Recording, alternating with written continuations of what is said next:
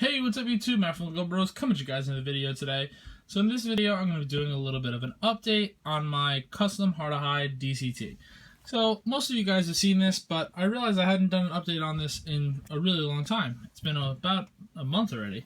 So I decided, come at you guys with that. So here it is. So here it is, my baby. One of my favorite gloves, if not my favorite glove in my collection. It came out exactly, as I wanted to. It was so good that, people have actually copied it and sold it as a retail.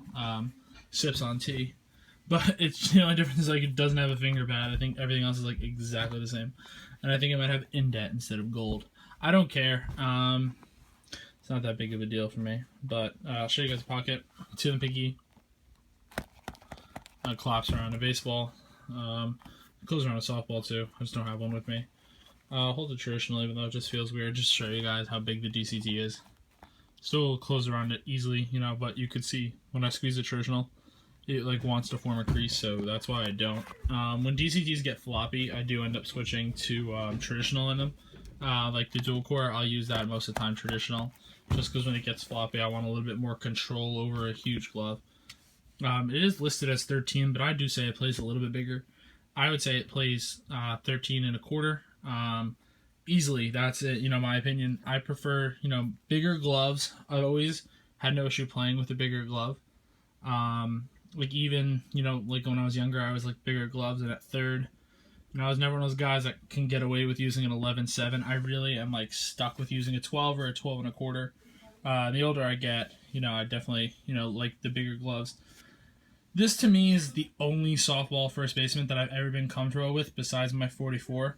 I've tried everything. I tried, Nikes. I tried Wilsons. I tried the Rawlings even. But this DCT pattern is, my life pattern. I will never get anything else for first. I couldn't see a world in, where I would get something. I was thinking, maybe after this year, ordering a custom pro preferred of this, and then just breaking it in really slowly because first is my primary position for softball. No, I do play some third, but, even, because obviously catcher isn't that important of a role in slow pitch softball. As long as you can catch the ball, you could be the catcher. So, first is my primary position, no doubt. So, I was thinking maybe, something like a custom pro preferred or something. But, it's all still speculation. The specs on this is all tan everywhere. Vegas gold stitching, Vegas gold embroidery. I think it looks really great. I'm trying to get the best view of it possible. Try to focus. I'm not in the best lighting right now. I think it looks a little bit better now. This does need a conditioning though. Definitely in the off season now, best time to condition your gloves. Let it sit for a day or so. But yeah, it's different, not to rant in a video. I feel like a lot of my videos lately have been rants, but there's not really too much to say about this. If you know my channel, I love this glove. DCT is the best pattern for me for first base. Like I said, not just for softball. I think for baseball too. Some people, someone just asked the other day. I can't remember who. I think it was CPS Baseball. He was saying that he's a shorter guy. He's still probably younger, so he's probably still some room to grow. But he said, I don't remember the height, but he was saying should I get a DCT or should I get an FM20? I had an FM19, and I've used an FM20, and I'm just not a huge fan of that pattern. Very narrow and wide, it's much more wide and flat, like a trainer glove almost, where this it has a box, but I still think it's extremely wide.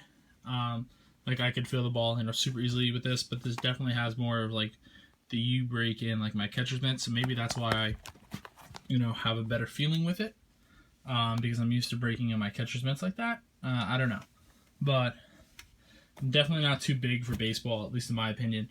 I am slightly spoiled. I'm 6'5", so I am very gifted in that department. So for first base, it's always been a natural position just because of my height. So, yeah, I'm definitely going to give this a conditioning, right now. Maybe I won't. I was trying out this new conditioner for a little while. I don't know if I have it with me. Nah, I must have moved it. With an independent company, buddy of Marco's. I know the kid for a long time. He had a friend, or a friend of a friend, something. He gave him this, startup company like glaze. I like it. It's good. It's good for cleaning. My problem is it makes the glove a little dark. I think that's attributed to a lot of the darkness in my Bryant, which isn't a huge deal for me, but I'm definitely gonna get some Lexol and try to get in there with it, hoping that last year, I think around this time, Zinger has posted that he got like that 4 packs of Web Gem glove glaze for like $10 at Dick's, and I was like, that's a mistake. Like for Dick's, like that was like way too cheap, because that's usually like $25. So I was like, all right, I'm gonna jump on that. So I've been trolling their website, every so often checking it, because I really like that. It's my favorite conditioner. We were just talking about it today, a couple of accounts. We were like, saying what's the best conditioner, and for black gloves, I no doubt think it's Wilson Mink Oil. Great stuff. But my issue with the mink oil is it darkens the leather severely. So that's why I only use it exclusively on black gloves. For lighter gloves, I think that Web Gem glove glaze is the best conditioner. A couple like other companies were brought up, like the Wilson Pro Stock and the what's the other one? The Rawlings glove butter. It's so tough for me to take a risk with conditioner because I'm so worried about making this super dark. I really like the natural tan, and I do want to keep it that way. But you can even see right here, like it's starting to get dirty. Nice full year of use between baseball and softball. This probably saw in between both of them 55, 60 games. Between the spring, summer, fall, which doesn't sound like a lot, but playing a lot of catch, stuff like that, infield, outfield, first base. Every time you take infield, outfield, I'm taking as many reps as everybody else combined. So almost everything in infield, outfield you're going to throw to me. So it's definitely still holding up great. This thing is still a tank, but I know Pro Preferreds do take a while to break in, so that was my maybe I'll get it next season, like around this time again. So, thank you guys so much, and I'm going to go back into a little thank you.